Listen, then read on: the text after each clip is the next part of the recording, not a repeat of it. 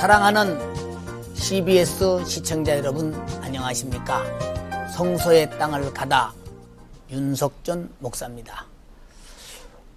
오늘 또 성서의 지리와 또 성서의 해석을 가장 은혜롭게 알기 쉽게 전해주실 홍순아 교수님, 우택주 교수님 나와 계십니다.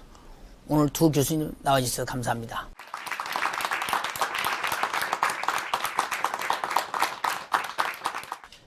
구약 성경에서 꿈 해몽을 통해서 대국의 관직에 올랐던 사람이 두 사람이 있습니다.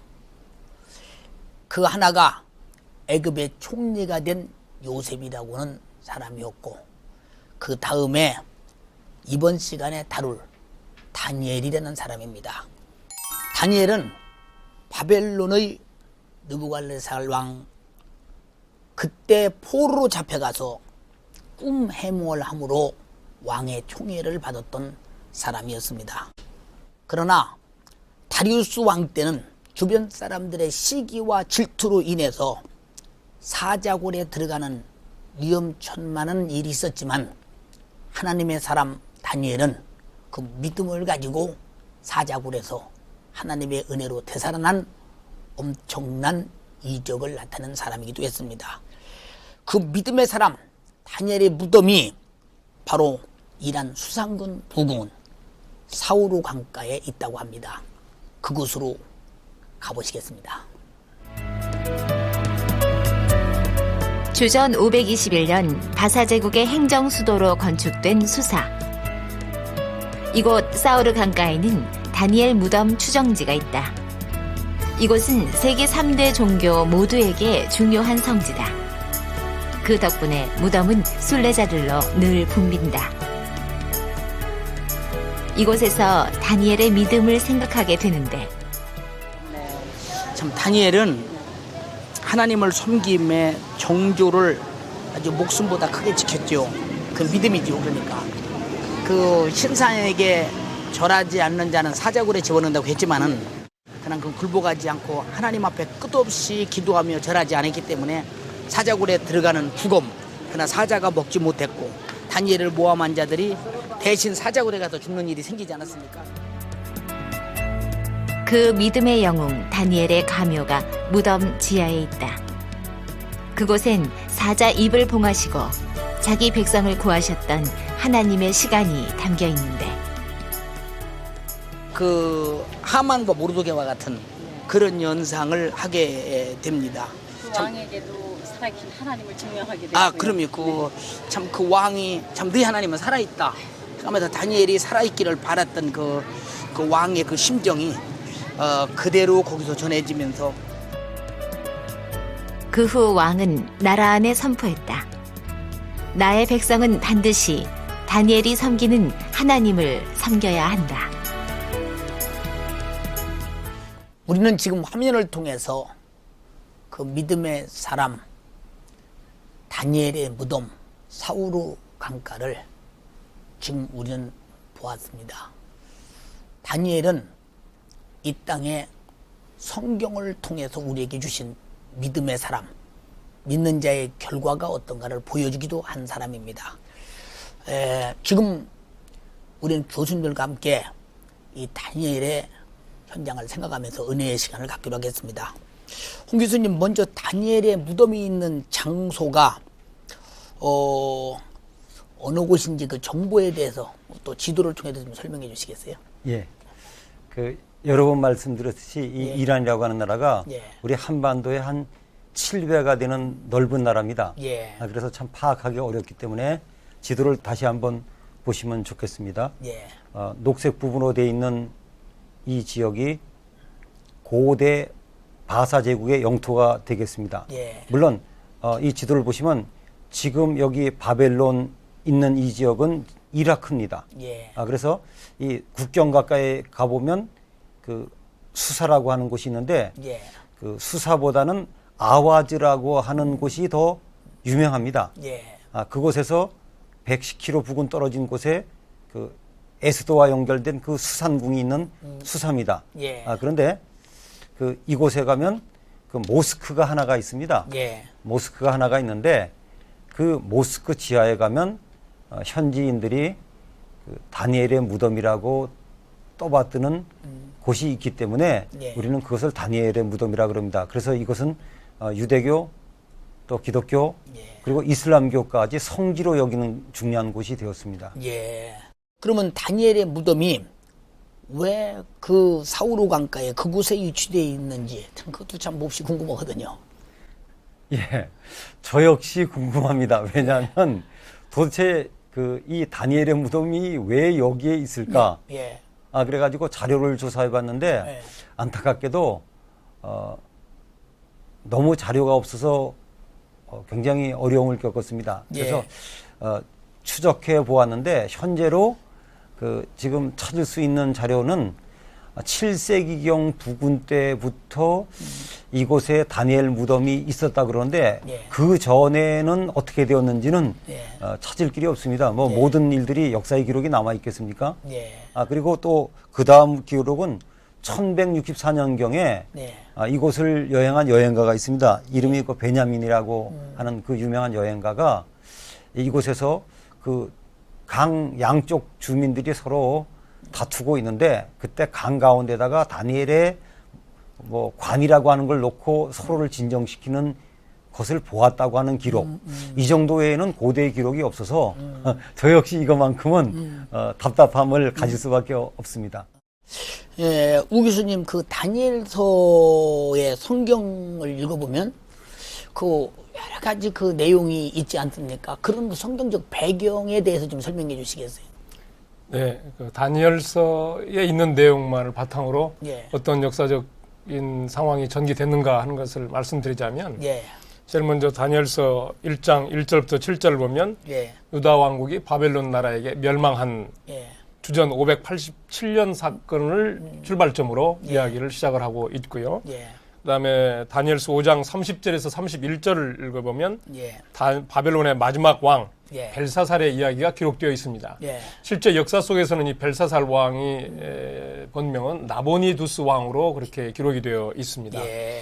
그리고 실제로 바벨론이 멸망하게 된 역사적 사건은 페르시아의 왕 고레스에 의해서 537년에 멸망한 것으로 역사는 기록하고 있습니다.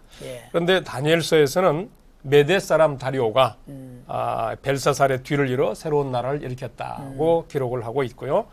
또 다니엘서 6장 28절은 다니엘이 다리오 왕의 시대와 바사 사람 고레스 왕의 시대에 형통하였더라 이렇게 기록을 하고 있고 또 다니엘서 9장 1절에는 메대 족속 아하수에로의 아들 다리오가 갈대아 나라 왕으로 세움을 받던 첫 해에 다니엘이 한 일이 이렇다라는 기록이 있습니다. 그래서 이런 내용을 종합해 보면 바벨론 시절에 유대인 포로로 잡혀가서 왕궁에서 봉사를 했기도 했고 또 메대 사람 다리오가 왕으로 있을 때도 또 왕궁에서 봉사를 했고 또 바사 사람이 바사의 고레스 왕이 통치를 할 시절에도 역시 왕궁 고위 관리로 일을 했던 것을 볼 수 있어서 아마도 바벨론, 메대, 바사 이게 3개국의 제국 시대에 걸쳐서 왕궁의 고위 관리로 일을 했던 사람이다. 이렇게 이해를 할 수가 있겠습니다.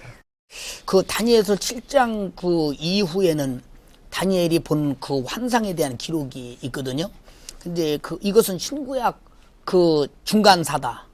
중간사 시대의 어떤 역사적 흐름과 깊은 관계가 있다고 하는데 거기에 대해서 좀 의문이 있고 또 알고 싶거든요. 네, 다니엘서 7장에 그리고 또 8장까지 또 환상들이 이어져 가고 있습니다만은 7장 1절에서 8절에 기록된 환상은 이미 다니엘서 2장에 다니엘이 본 풀어준 느부갓네살의 환상과 동일한 내용을 반복하고 있습니다.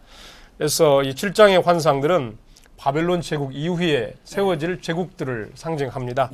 사자와 독수리 상은 바벨론 제국을 가리키고 곰 상징은 메대 제국 그리고 표범은 바사 제국 그러니까 페르시아 제국을 가리키고요.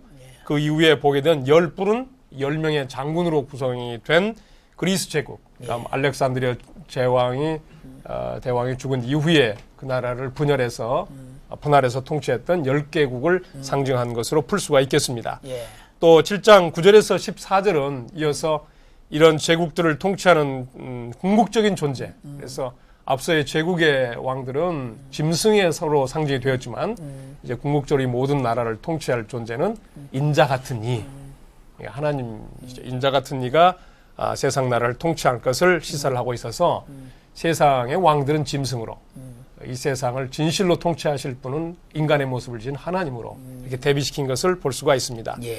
이어서 8장에는 또 순양과 숫염소 환상이 기록되어 있는데요. 예. 이것은 그 주전 4세기부터 2세기까지 이루어지게 될 어떤 제국의 통치자들, 정권 변화를 암시한다고 풀이하고 있습니다. 그래서 8장 5절의 그 순염소는 사실 알렉산더 대왕을 시사하는 걸로 해석을 하고요.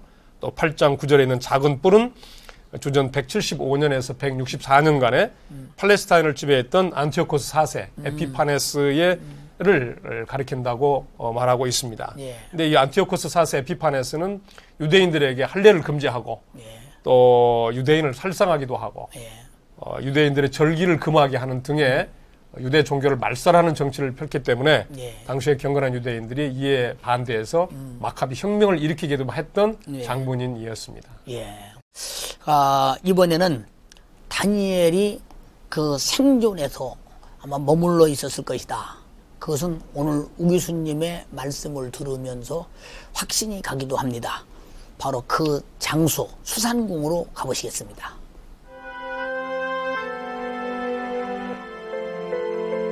수사를 찾아가는 길에 그 당시 문화를 알 수 있는 한 유적지를 방문키로 했다. 방문 전 자료 점검은 순례자의 필수 항목. 그 방문지는 불모의 땅에 홀로 조는 듯 서 있다. 메소포타미아인들은 흙의 문명을 건설했다. 그 결과물들 중 하나가 4천여 년 전에 세웠던 이 초가잠빌 지구라트다. 이곳은 주전 1250년경 엘람 왕국이 세운 신전인데 바사 왕국 또한 엘람 문화권 안에 있었으며 그 특성이 이곳 건축물에 담겨 있다. 어머, 저 바닥이 정사각형 것 같아요. 예. 딱 네모졌는데요. 여기 만든 것들은 바닥뿐만이 아니었다. 엘람인들은 모든 건축 자재들을 이렇게 벽돌을 사용했다. 햇빛에 말려 만든 것으로 지구라트 내장을 만들었고 불로 구운 벽돌로는 외장을 마무리했다. 그 결과 당대 최고 화려하고 발달된 엘람 문명의 결정체 초가잠빌 지구라트가 탄생했던 것이다. 벌써 4천년 전이라고 하니까 엄청난 때 아닙니까? 이것들이 지금까지 견고하게 남을 정도로 굳게 만든 걸 보면 그때 벽돌 걷는 문화도 상당히 많이 발전했다 싶습니다. 그럼 목사님 저 벽돌에요? 글이 있어요. 네. 그렇죠. 저 글이 쫙 가면 한 줄 있지 않습니까? 예, 한 줄. 이 엘람어들 속엔 신에 대한 경배의 마음이 담겨 있다. 그저 벽돌이 있잖아요. 예. 색깔이 있어요. 예. 오랜 세월 탓에 벽돌은 색깔을 잃었다. 그러나 그 옛날 엘람인들은 다양한 색깔의 유약으로 멋을 낸 채색 벽돌들로 건물을 장식했다. 그리고 이것은 바사 제국의 수도 수산으로 옮겨져 수산궁을 탄생시켰던 것이다. 화려하고 강력했던 엘람 문화의 본거지 수사. 포로로 끌려왔던 다니엘은 다리우스 왕 당시 바로 이 수산궁에서 활동했으리라 추정된다. 그리고 이 흙을 밟으며 고향 예루살렘을 그리워했으리라. 영적 어둠의 땅 수사에서 다니엘은 믿음을 견고히 지켰으나 그것이 빌미가 되어 사자굴에 들어가게 된다. 하지만 하나님은 사자의 입을 막고 다니엘을 구하셨다.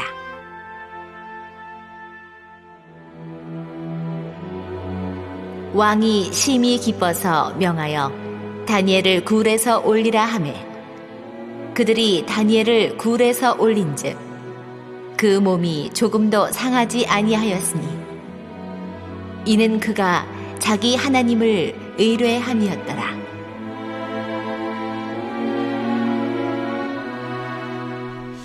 우리는 지금 화면을 통해서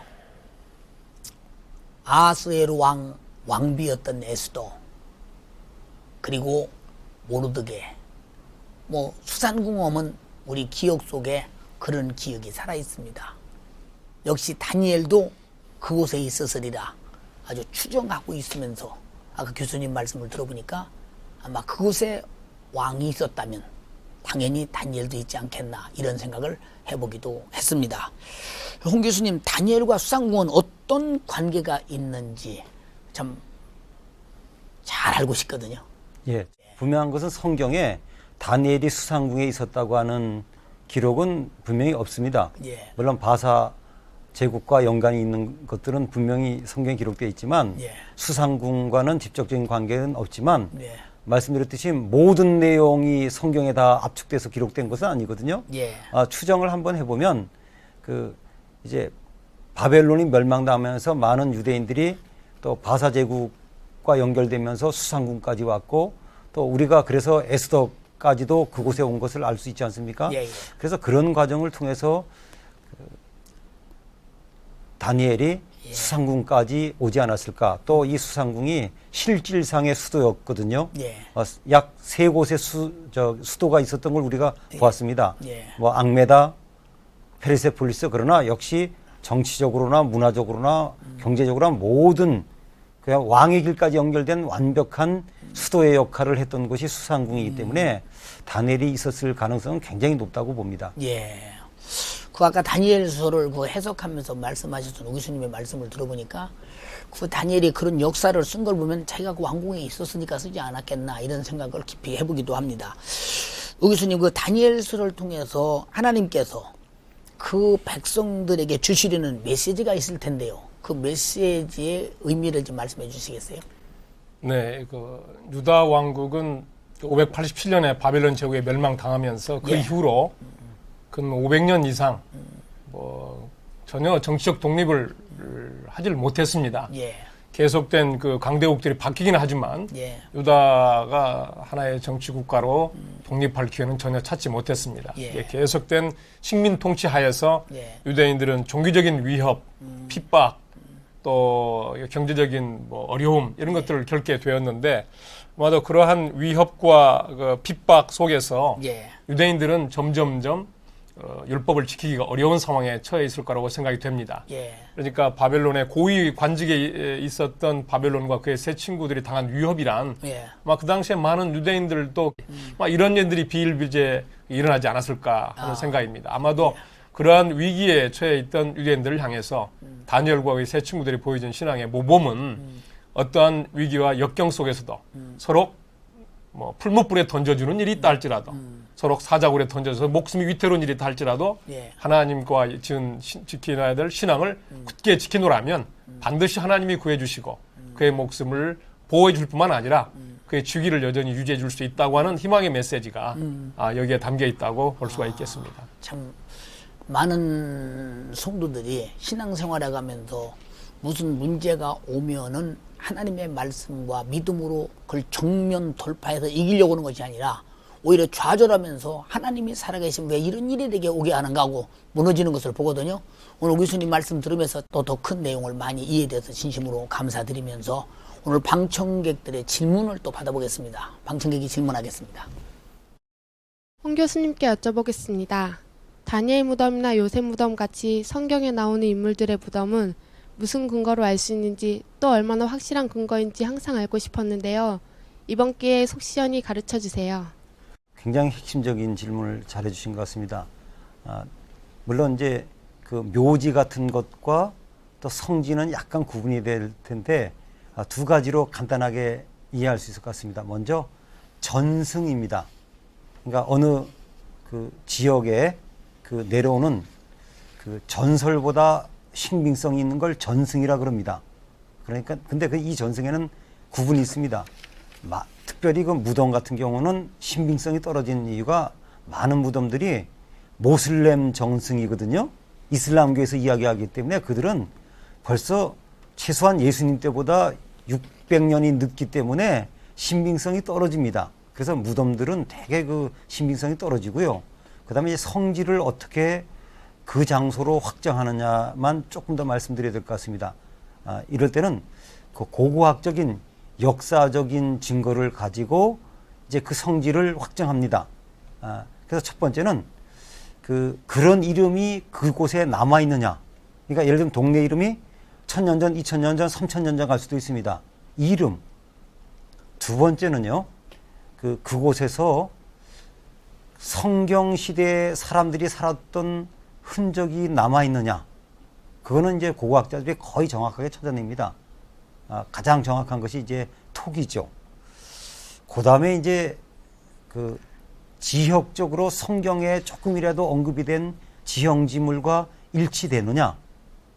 이게 중요하고요. 마지막으로 우리가 가장 바라는 게 있습니다. 확실한 직접적인 증거. 예를 들면 그 동네 이름이 적힌 비석이 나온다 그러면은 저희들은 감격하고 아마 울을지도 모르겠어요. 근데 이런 직접적인 증거는 거의 없습니다. 그것이 좀 안타깝습니다.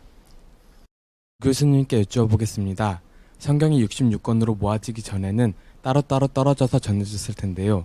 그렇다면 다니엘서는 언제 어떤 사람들이 주로 읽었는지가 궁금합니다.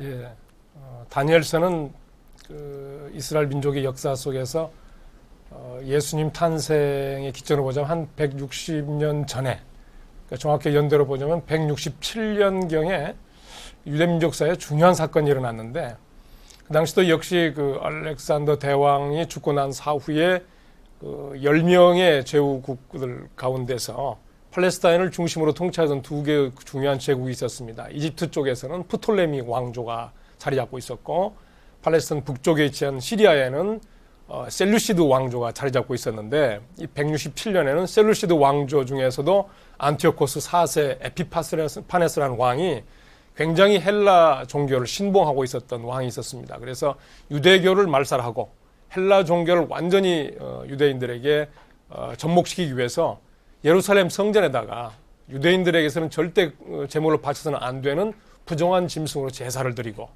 또 할례를 하지 못하게 하고, 유대인들이 소중히 여겼던 절기를 지키지 못하게 하고, 유대인들을 죽이고, 이렇게 핍박을 가하게 되니까 경건한 유대인들이 굉장히 흥분을 하고 아주 반대를 많이 하게 이르렀습니다. 그런데 바로 그 해에 경건한 유대인들하고 일컬어진 하시딤이라는 사람들이 이 안티오코스 4세 에피파네스 왕과 그의 군대를 대항해서 전쟁을 벌였습니다. 기도하는 시간을 못 마친다든지, 또 할례하는 일을 피한다든지, 이런 위기에 처했을 때 용기와 소망을 가졌을 것이다. 그렇게 이해하고 있습니다.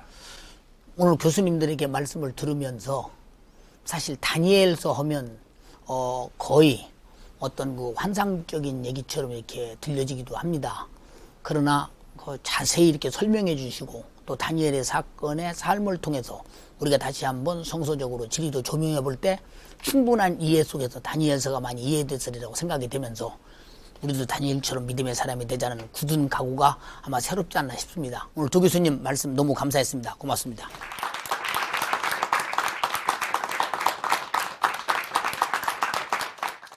다니엘은 이방의 포로로 끌려가서 고난 속에서도 하나님의 은혜로, 오직 믿음으로 역경을 이겨낸 입지전적인 인물입니다. 그는 신상 앞에 절하지 아니하고 하나님만 섬기기 위해서 그는 기도하며 신상을 거부할 때에 그는 시기질투에 의해서 사자굴에 들어가기도 했습니다. 당연히 죽으면 죽으리다. 그러나 하나님은 살아계셔서 사자의 입을 봉하시고 다니엘을 보호하셨습니다. 다리오는 다니엘을 꺼내서 다시 왕궁에 불러들이고 모함한 자들을 사자굴에 집어넣어서 대신 죽게 하는 모습을 발견하게 됩니다. 우리에게도 이런 믿음이 필요합니다. 어떤 고통과 문제와 핍박과 역경과 또 모함이 있으십니까? 절대 하나님은 살아계십니다. 먹구름같이 새카만 그런 비구름이 떠있는 그곳, 그 너머에 태양이 있듯이 하나님은 언제나 여러분을 보고 계심을 알면서 여러분에게 어떤 역경도 다니엘처럼 믿음으로 이겨내면서 민족적인, 가족적인, 교회적인 큰 용기를 보여주는 위로의 사람이 되길 바랍니다. 오늘 너무 감사합니다. 다음 시간에도 뵙겠습니다.